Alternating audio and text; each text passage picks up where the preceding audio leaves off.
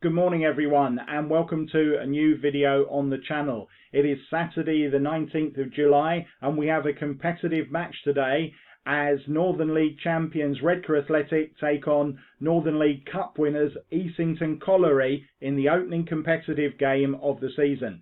Please do remember to like, comment and subscribe as it really helps the channel, and let's head over to Redcar and see what's happening.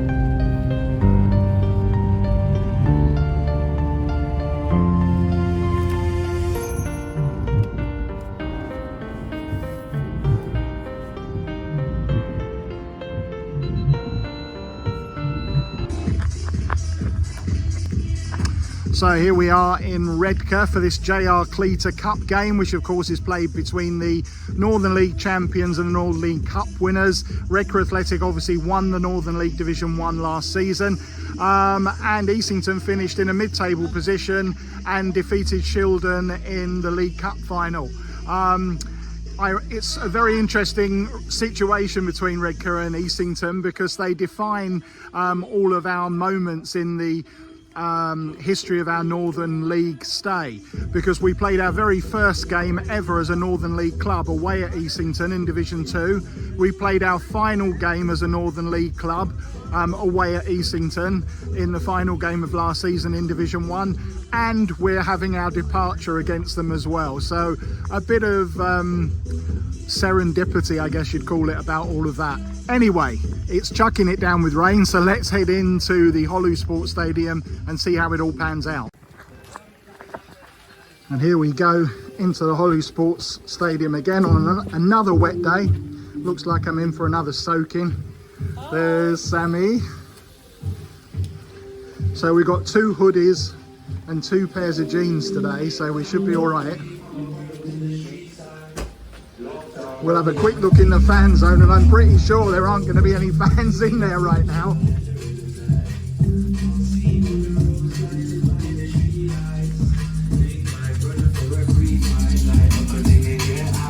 Good sound anyway.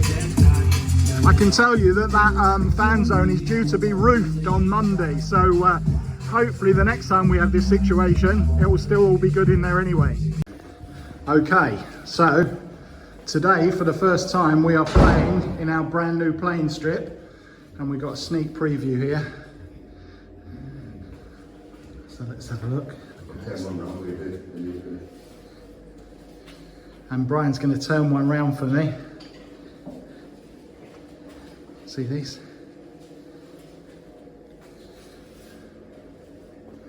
So the very first time we worn it today. That is the front. And look at this. That confirms where we're now playing our football. Look at that. There we go. So a quick one for admin aficionados. This will be the last time today for at least a season that we use these Northern League team sheets. So this is the referee's report that you hand to the referee ahead of the game, and he fills in any discipline issues after the match. And this is the team sheet, which, as you can see, you have to complete, and we'll have a look at a completed one once we've filled them all in. So it's programme review time, and today's still reduced issues at this point of the season. It's got Louis Johnson on the cover. Bit of a welcome. My column down the lane, a bit about the JR Cleator Cup, which is a competition we're playing for today, and season tickets. Match report from the 2-1 win over Middlesbrough. Details of the squad, details of the visitors, and the squad on the back. So that's today's programme review. And what we've got going on here is a little presentation to some of our volunteers. We've got our local MP, Anna Turley, here, and the chairman of the league, Mark Harris, and various volunteers of Redcar Athletic FC.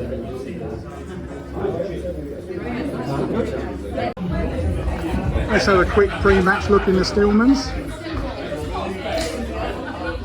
Doing all right.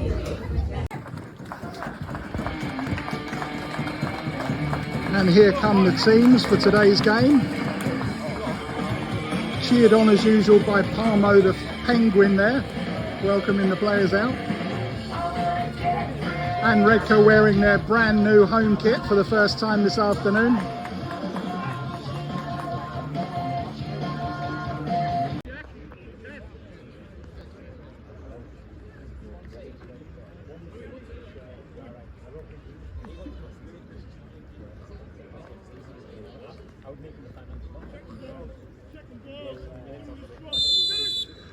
And we're underway again at a damp Hollou Sports Stadium. Becoming a bit of a theme here, isn't it? And the first corner of the game goes to the visitors.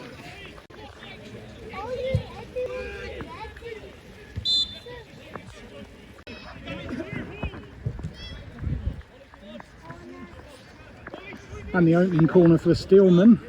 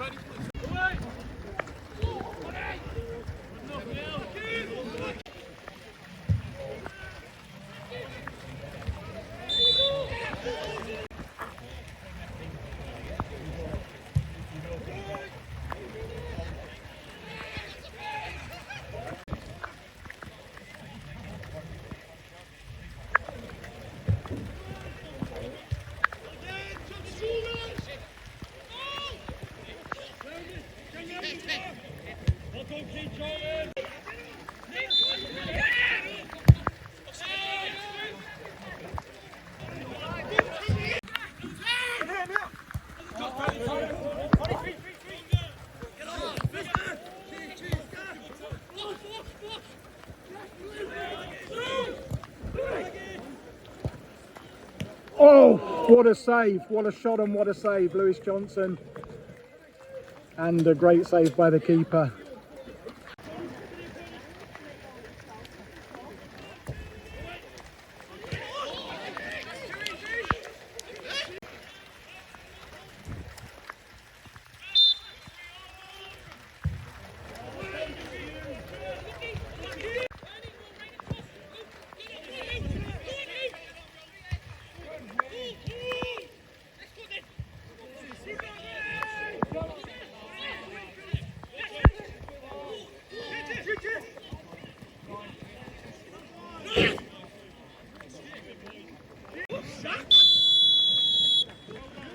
And the referee blows the half-time whistle. It is goalless here at the Hollou Sports Stadium.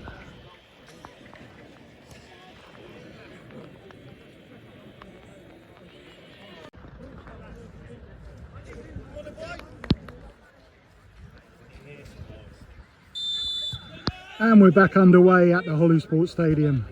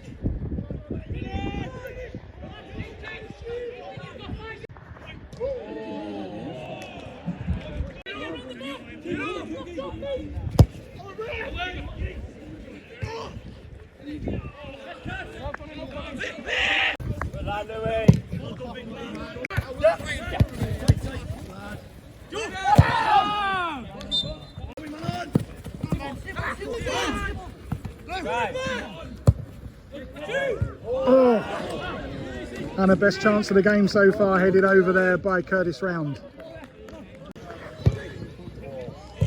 And there's the goal. It's the first goal for the club for JJ Bartlett. Puts the Steelmen into the lead.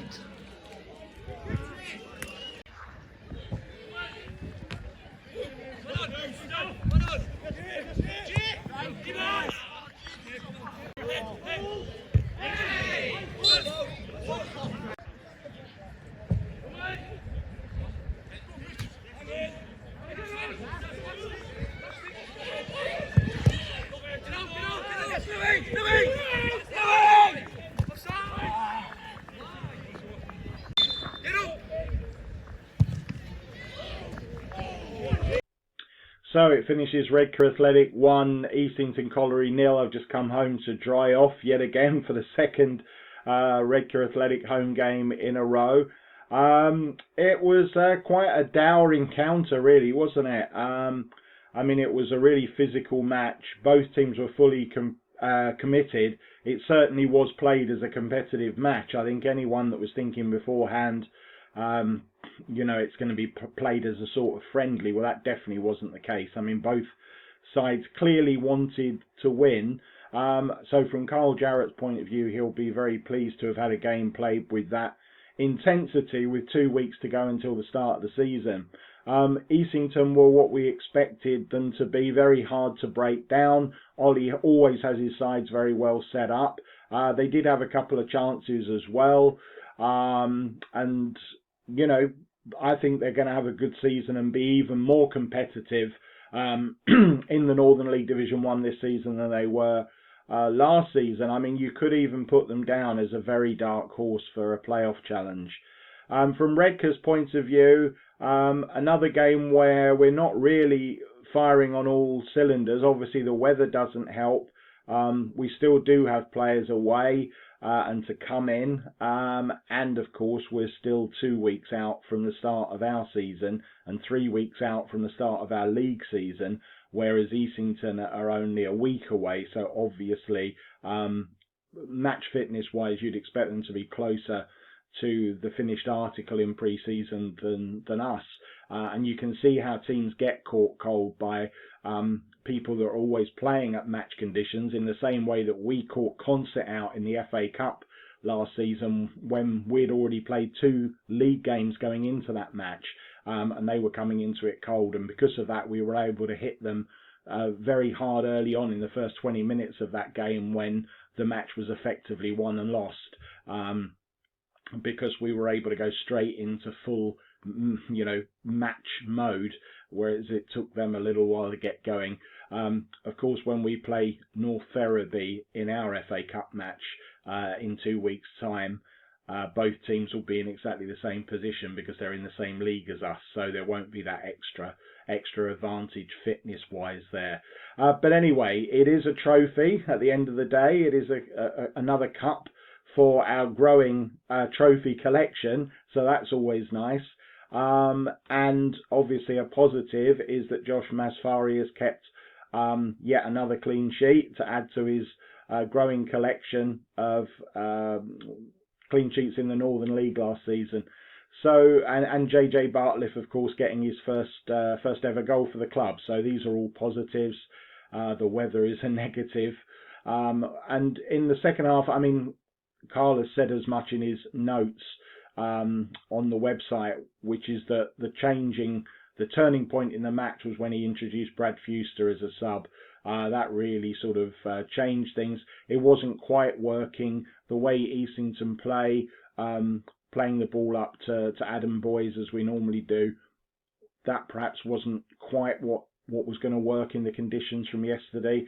And so when we switched to a sort of slightly more fluid approach with Brad Fuster coming on, that tended to give us just that little bit of extra width that we were trying to get in the first half, but for various reasons we just weren't able to. So that was probably a turning point. So that is it for this video, folks.